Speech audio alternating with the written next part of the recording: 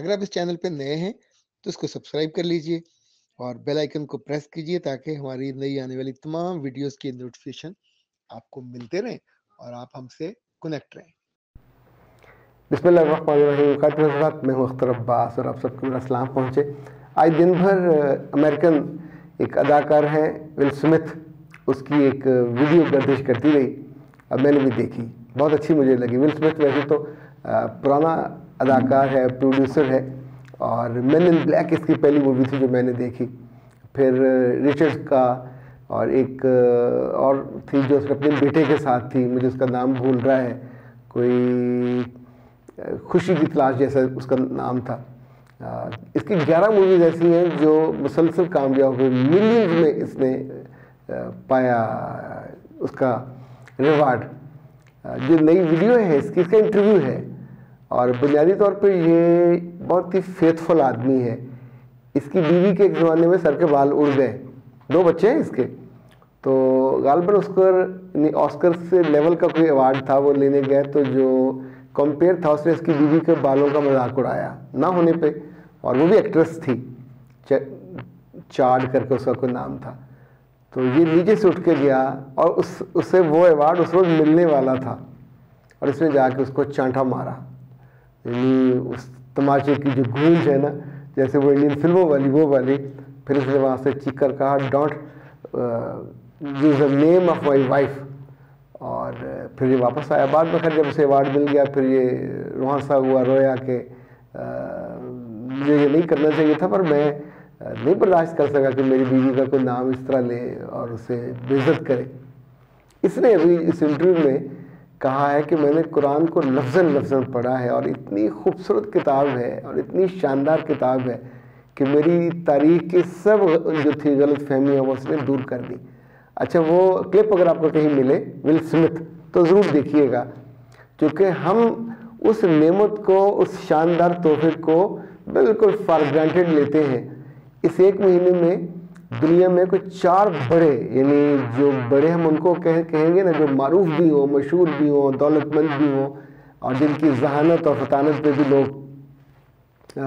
यकीन करते हो, उन लोगों ने कुरान मुबीन को पढ़ने के बाद, बल्कि अभी तो खबर ये है कि रोनाल्डो का भी इम्कान है कि वो मुसलमान हो जाए। अच्छा, जैसे ये बड़े लोग मुसलमान होते हैं, सच्ची बात है, मेरे दिल में आता है कि हम पे ज़िम्मेदारी बढ़ जाती है। हमें अपने तर्ज़ अमल को और तर्ज़ फ़िक्र को और ख़ूबसूरत बनाना चाहिए ताकि हम इस्लाम के अच्छे नुमाइंदे बन सकें।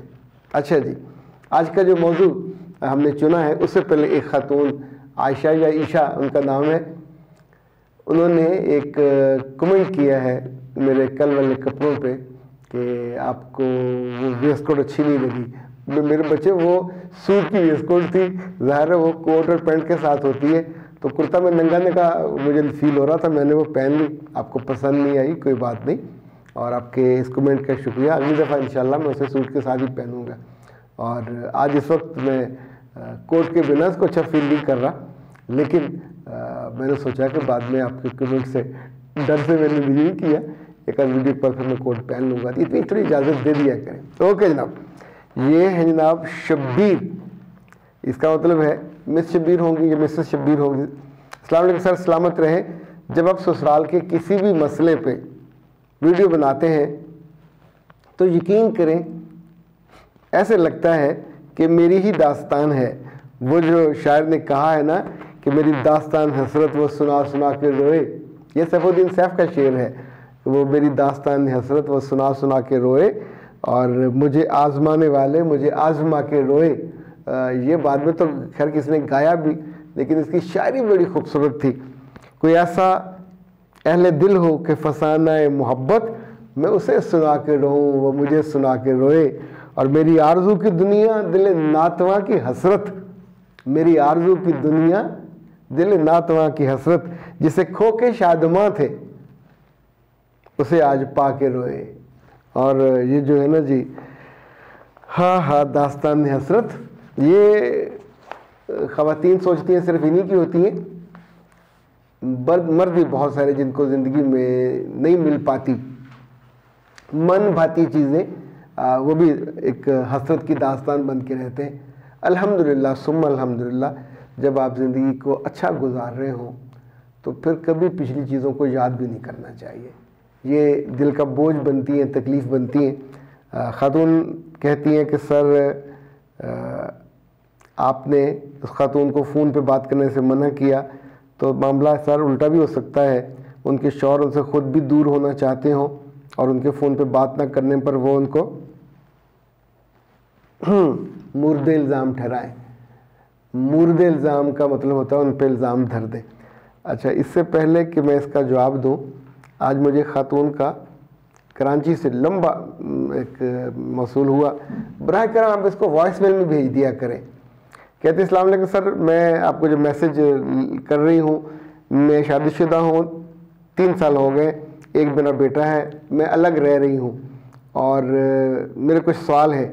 मेरा मियाँ मुझसे बहुत लड़ता है और ना रमज़ान देखता है ना गैर रमज़ान देखता है, और मुझे दुख ये होता है कि मेरे बेटे के सामने लड़ता है। अब 3 साल का बच्चा चीज़ें मेरे ख्याल फील करने लग जाता है। हमारी जो लड़ाई है मोस्टली अबाउट इस बात पे होती है, वो कहते हैं कि तुम मेरे ख़ानदान की इज़्ज़त नहीं करती और तुम अगर अपने ख़ानदान से मिलोगी तो मैं भी उनकी इज़्ज़त नहीं करूँगा और तुम्हारा ख़ानदान घटिया है, अच्छा नहीं है। इसका बैकग्राउंड ये है कि शादी के बाद मैं अपनी जब इलाज में गई तो मेरी मदर इन लॉ बहुत चालाक हैं, चित्र चालाक हैं। वो मेरे मियाँ के सामने मेरा बोसा लेती हैं और उनके जाने के बाद मुझे बेइज्जत करती हैं। और we often go to meet my in laws for a weekend in दो 6 days she hurts me and she is always winning to wrong. और मेरे हस्बैंड जो है वो ब्लाइंड होकर उन पर यकीन करते हैं। मेरे बच्चे गलत जगह पंगा ले बैठे हो। ऐसी सारी वो लड़कियां जो कराची की हों, लाहौर की हों, चकवाल की हों, जो इस्लामाबाद की, आपको क्यों नहीं समझ आती कि सामने अगर आपको भैंसा नज़र आ रहा हो तो उसको रेड कपड़ा दिखाने का क्या मतलब है? सीधी सीधी मौत को दावत देनी है। या तो आप सारी उम्र से बैल का मुकाबला करने की आपने ट्रेनिंग ली हो, फिर कपड़ा लहराएं, और वो भी कोई अक्लमंद जो होता है बैल से मुकाबला करने वाला, सीने के सामने कपड़ा रख के नहीं वो करता, वो साइड पे रख के ऐसे करता है ताकि वो बैल उधर जाके टक्कर मारे, कपड़े में भी बजे तो उसके सींग उसके सीने में जाके ना फंसे। सांस से अब जब भी मुकाबला करोगे मारे जाओगे। एक सींग लगेगा आपके सीने में, दूसरे पे वो आपको उठा के रख लेगी। गलत जगह पे, गलत पिच पे गलत खेल नहीं किया जा सकता। इस वाले मामले में मेरे बच्चे, आप सरासर घाटे में रहोगे, सरासर नुकसान में रहोगे। ये सौदा बिकने वाला नहीं है कि मेरी सास चालाक है और चित्र है। क्यों ना चालाक हो, उसका बेटा है, सगा बेटा है, सारी उम्र पाला है, वो उसका ही रहना है, उसे रहना भी चाहिए। क्यों उसे आप जहन्नम में भेजेंगे? अब आपको खुद अपने तर्ज़े अमल को बदलना है।